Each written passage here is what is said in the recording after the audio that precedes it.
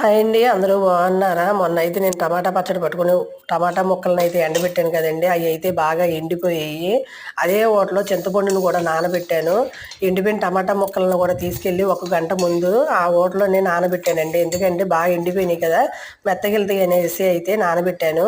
అది ఒక బాండీలో కొంచెం ఆవాలు, జీలకర్ర, మెంతులు దోరగా వేపుకుని మిక్సీ చేసుకున్నాను, మెత్తగా పొడి చేసుకున్నాను.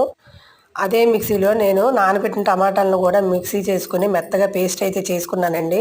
నేను తీసుకున్నది 2 కేజీలు టమాటాలండి. అందుకనే 2 లోటాలు అయితే కారం అయితే పోసానండి.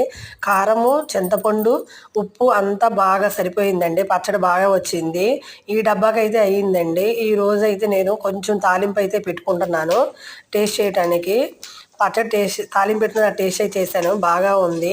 ప్లీజ్ కొంచెం సపోర్ట్ చేయండి. మీ సపోర్ట్ అయితే ఉంటుంది అనుకుంటున్నాను. పచ్చడి పట్టిన విధానం కనుక మీకు నచ్చితే కనుక ప్లీజ్ సపోర్ట్ చేయండి. మళ్ళీ నెక్స్ట్ వీడియోతో కలుసుకుంటాను.